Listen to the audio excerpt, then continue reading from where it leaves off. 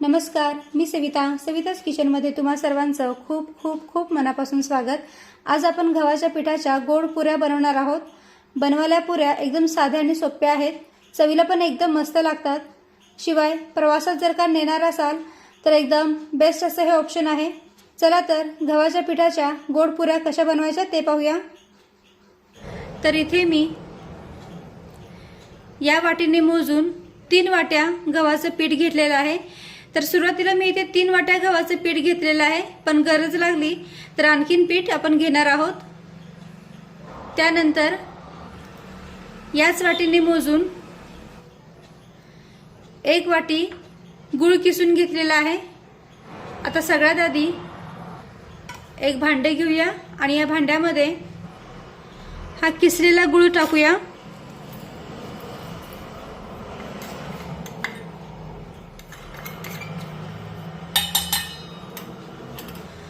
त्यानंतर याच वाटीने मोजून 1 वाटी पाणी या गुळामध्ये टाकूया। आता हे भांडं गॅसवर ठेवूया आणि गूळ पूर्णपणे विरघळून घेऊया।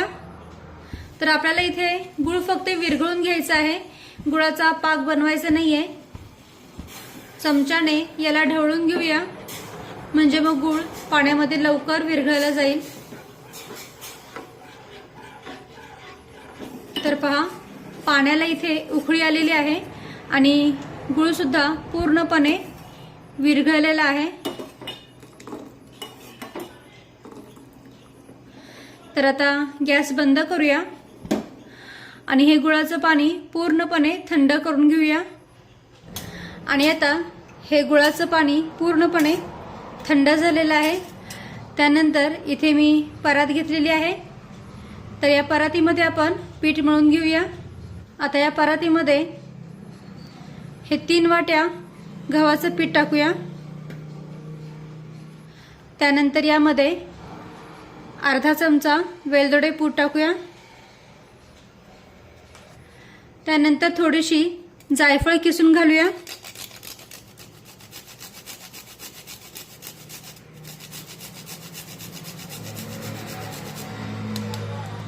कारण हा गुळाचा पदार्थ आहे आणि गुळाच्या कुठल्याही पदार्थामध्ये जर का जायफळ वापरलीत ना तर त्या पदार्थाला खूप छान चव येते आणि सुगंध पण खूप छान येतो। यामध्ये तुम्ही सुंठ आणि बडीशेपची पूड सुद्धा टाकू शकता। त्यानंतर चिमूटभर मीठ टाकूया। जरी गोडाचा पदार्थ असला ना तरी चिमूटभर का होईना मीठ टाकायचंच, त्यामुळे सुद्धा पदार्थाला खूप छान चव येते। आता हे सर्व साहित्य व्यवस्थित मिक्स करून घेऊया। मिक्स करून झाल्यानंतर ज्या वाटीने मोजून आपण गव्हाचं पीठ, गूळ आणि पाणी घेतलेलं आहे, त्याच वाटीने मोजून पाव वाटी कडकडीत गरम करून घेतलेलं तूप या पिठामध्ये टाकूया।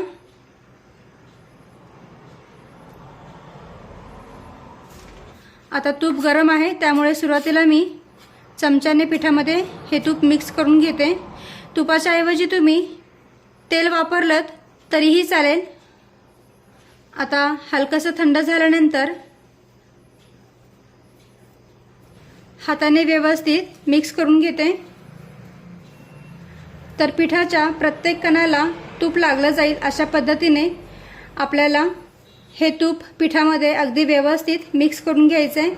तर दोन्ही हाताने हे पीठ असं चोळून घ्यायचं, त्यामुळे काय होतं तर आपली पुरी जी आहे ती छान खमंग आणि खुसखुशीत बनून तयार होते। तर पहा, दोन्ही हाताने हे पीठ मी असं चोळून घेते। आता तूप पिठामध्ये अगदी व्यवस्थित मिक्स करून झाल्यानंतर यामध्ये 2 चमचे बारीक रवा टाकूया। तुमच्याकडे जर का जाड रवा असेल तर त्याला मिक्सरमध्ये फिरून बारीक करून घेतलात तरीही चालेल। आता हा रवा पिठामध्ये व्यवस्थित मिक्स करून घेऊया। रवा पिठामध्ये मिक्स करून झाल्यानंतर यामध्ये हे थंड झालेलं गुळाचं पाणी यामध्ये टाकूया, पण पाणी आपल्याला या पिठामध्ये गाळून टाकायचं आहे।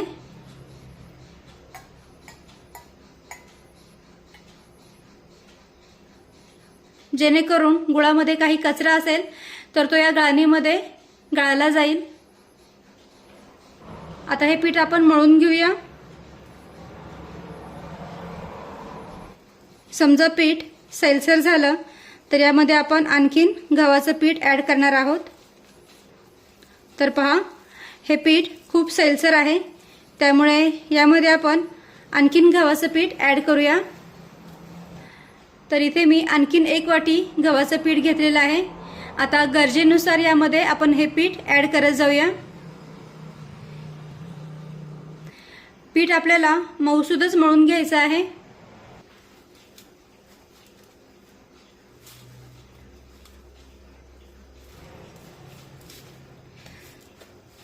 तर पहा, इथे मी पीठ छान मऊसूद असं मळून घेतलेलं आहे। हे जे आपण 1 वाटी एक्स्ट्राचं पीठ घेतलं होतं त्यातलं साधारण पाव वाटी पीठ मी यामध्ये ॲड केलेलं आहे। तर पहा, या पिठाला मी छान मऊसूद असं मळून घेतलेलं आहे। आता हे पीठ साधारण 15 मिनिटे आपण झाकून ठेवूया। आता 15 मिनिटे झालेली आहेत। या पिठावरचं आपण झाकण काढूया आणि हे पीठ पुन्हा एकदा व्यवस्थित मळून घेऊया। तर रव्यामुळे हे पीठ थोडंसं घट्ट झालेलं आहे। जसं आपण पुरीसाठी पीठ मळतो ना तसं पीठ झालेलं आहे। त्यासाठी सुरुवातीला पीठ मळताना पीठ थोडंसं सैलसरच मळून घ्यायचं।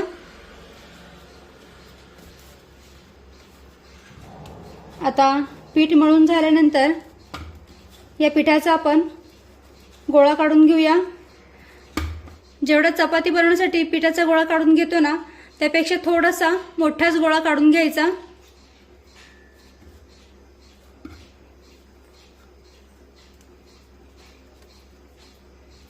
आणि हे जे राहिलेलं पीठ आहे ते आपण झाकून ठेवूया।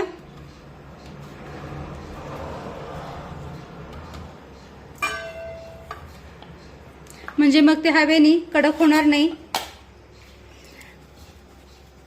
आता हा जो आपण पिठाचा गोळा काढून घेतलेला आहे ना त्याला व्यवस्थित मळून घेते।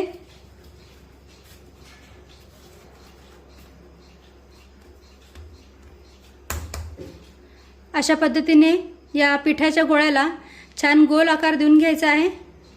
आता या पिठाच्या गोळ्याला आपण लाटून घेऊया आणि याची थोडीशी जाडसर पोळी लाटून घेऊया।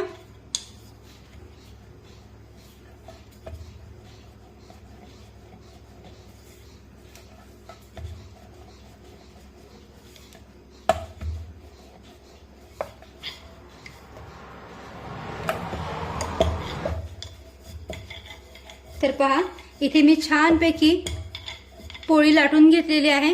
जास्त जाड पण नाही आणि जास्त पातळ पण नाही, अशा पद्धतीने पोळी लाटून घ्यायची आहे।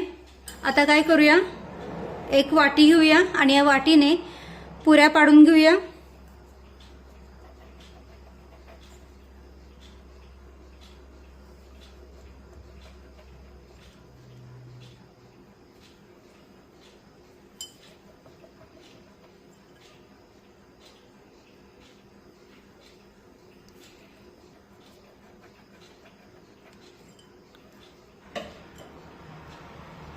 आता या पुऱ्या आपण काढून घेऊया।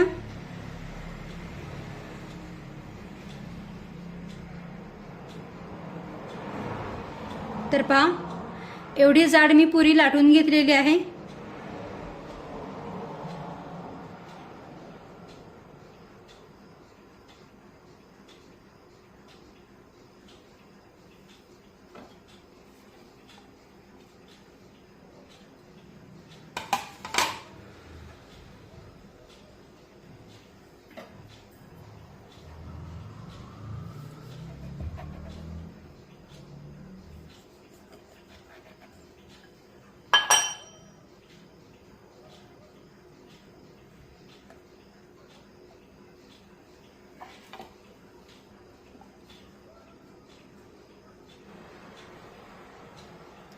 अशा पद्धतीने वाटीने पुऱ्या कट करून घेतल्या ना की मग त्या अगदी पटापट तयार होतात।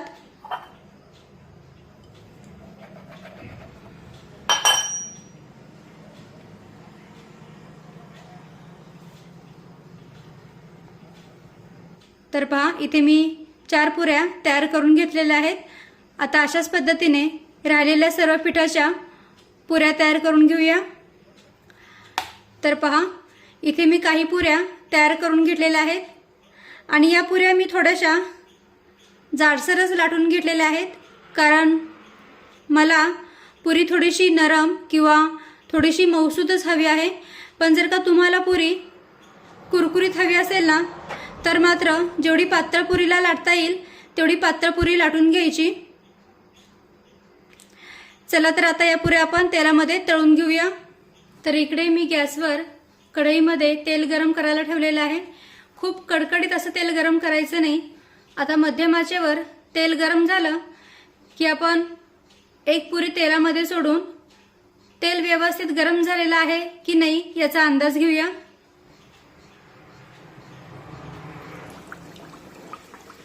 तर पहा तेल आपलं अगदी व्यवस्थित गरम झालेलं आहे.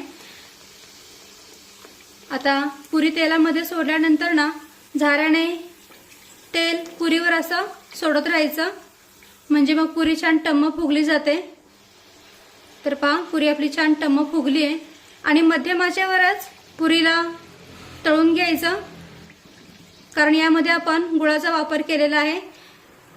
खूप मोठ्या आचेवर जर का पुरी तळली तर काय होईल, पुरीला खूप डार्क रंग येऊ शकतो आणि पुरी थोडीशी करपल्यासारखी होईल. तर पहा इथे आपली पुरी छान टम्म फुगली आणि रंग पण सुरेख आलेला आहे पुरीला. आता ही आपण काढून घेऊया. चाळणीमध्ये काढून घेते, म्हणजे मग यातलं जे एक्स्ट्राचं तेल आहे ते खाली निथळलं जाईल. तर पहा किती मस्तपैकी रंग आलेला आहे पुरीला. आता बाकीच्या पण पुऱ्या आपण तेलामध्ये अशाच पद्धतीने तळून घेऊया. आता गॅसची फ्लेम मध्यमच ठेवूया आणि मध्यम आचेवर या पुऱ्या आपण छानपैकी दोन्ही बाजूने तळून घेऊया. झाऱ्याने पुरीवर असं तेल सोडत राहायचं, म्हणजे मग पुरी छान टम्म फुगते.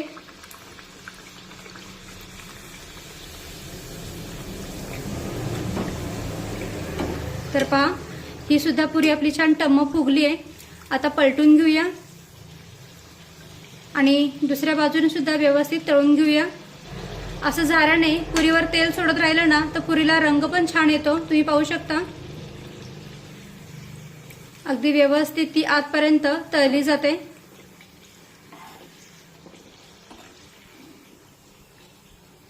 पहा किती मस्तपैकी ही सुद्धा पुरी तळून झाली आहे. आता या पुरीला सुद्धा आपण काढून घेऊया.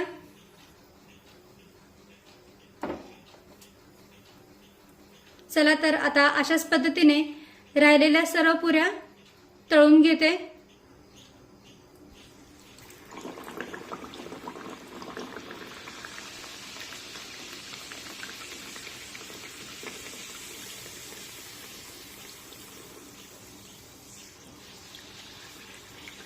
तर पहा ही सुद्धा पुरी छान टम्म फुगली आहे.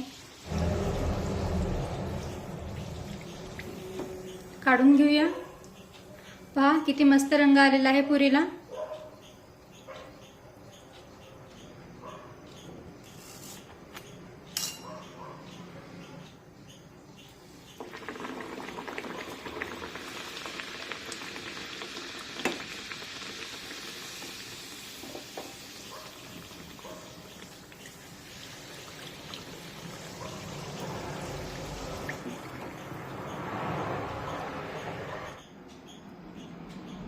तर पहा इथे मी काही पुऱ्या बनवून घेतलेल्या आहेत. तुम्ही पाहू शकता एकदम मस्त या पुऱ्या बनवून तयार झाल्यात. हे पहा छान टम्म फुगल्या आहेत. दोन्ही बाजूने छानपैकी यांना रंग आलेला आहे.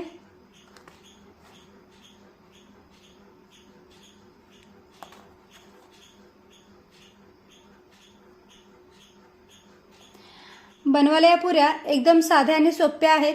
चवीला पण एकदम मस्त लागतात. आणि जर का प्रवासात नेणार असाल तर एकदम बेस्ट असं हे ऑप्शन आहे. तर तुम्ही सुद्धा अशा पद्धतीने गव्हाच्या पिठाच्या गोड पुऱ्या नक्की करून पहा. खूप पौष्टिक अशी ही रेसिपी आहे. व्हिडिओ आवडला असेल तर व्हिडिओला प्लीज लाईक करा, शेअर करा आणि सबस्क्राईब करायला विसरू नका. थँक्यू.